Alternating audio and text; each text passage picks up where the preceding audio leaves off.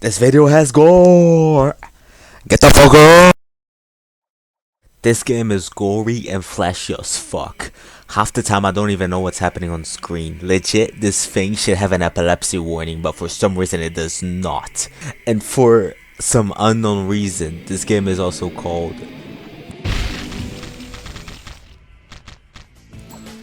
What the fuck is this name?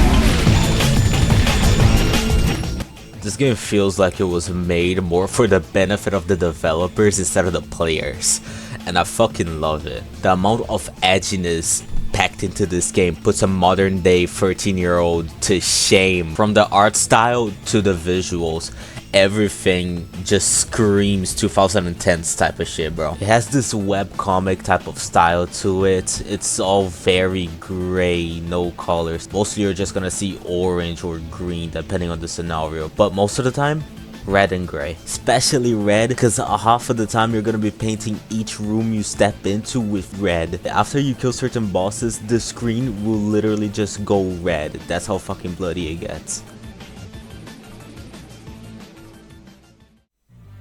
You get two characters.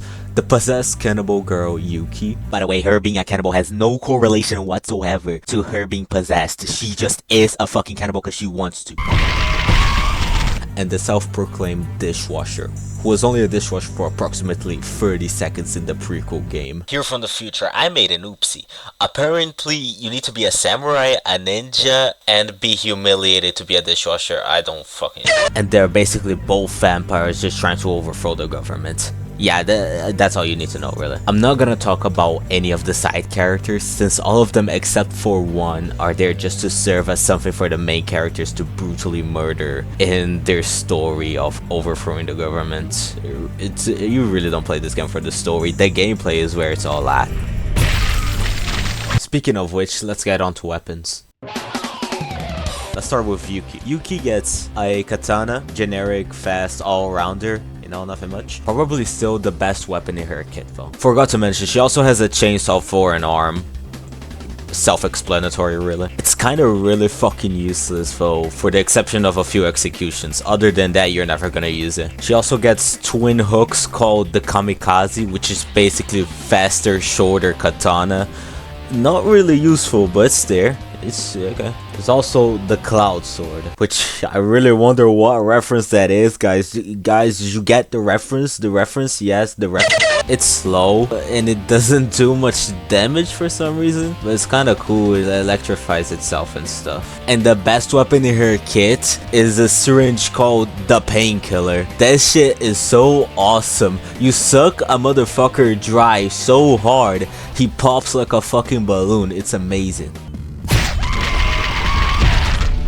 Now let's talk about the Dishwasher. He also got a katana, which is literally the same thing as Yuki's. Other than a few combos, there's no difference. He also got the Violence Hammer, which is just your normal big ass slow hammer. There's not much really going on, just another weapon, but it does more damage than the Cloud Sword, so you know, it's already better. And there are the Meat Cleavers, which is just a kitchen knife version of the Kamikaze. It's just another version of the katana, nothing much to say again. And now this one is my second most favorite weapon, the guillotine, which is a pair of scissors used to behead motherfuckers. Ever heard of Clock Tower? Yeah, it's basically that. And finally, there's the Doken Toaster, which is a toaster and a water gun, which you use to make people wet and then hit them with the toaster for extra damage.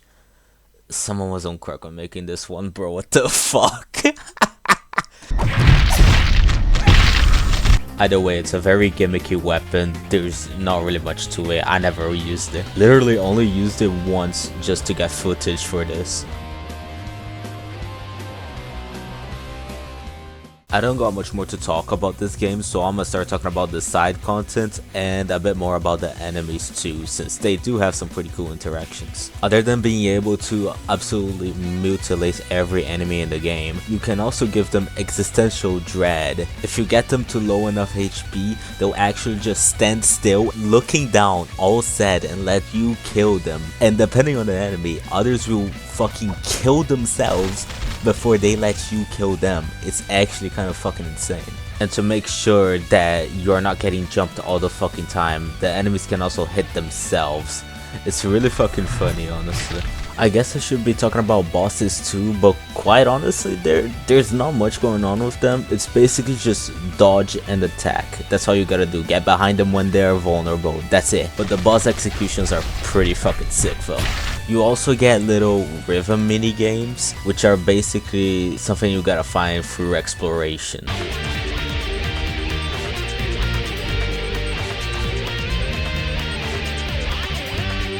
And they aren't too hard to find. Literally, this game's exploration is just go left for fight and go right for optional fight and maybe an item. These mini games only give you currency for you to use at the shop and beads, which are equipable items which give you passives and shit. I'm not gonna get into that. Most of the time you're not even gonna notice their passives. They're really useless. There are also other game modes like co-op and multiplayer, arcade and survival, but I haven't tried any of them, so there's not much for me to speak on them. My bad.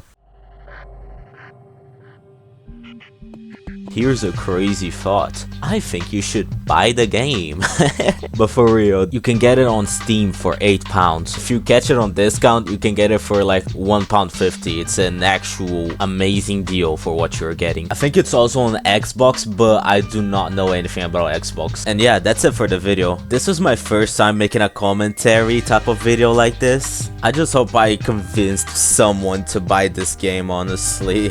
Because I know this is not gonna get a lot of views or attention, because I'm talking about a 10-year-old game. This shit is ancient at this point. But yeah, thank you for watching and bye bye.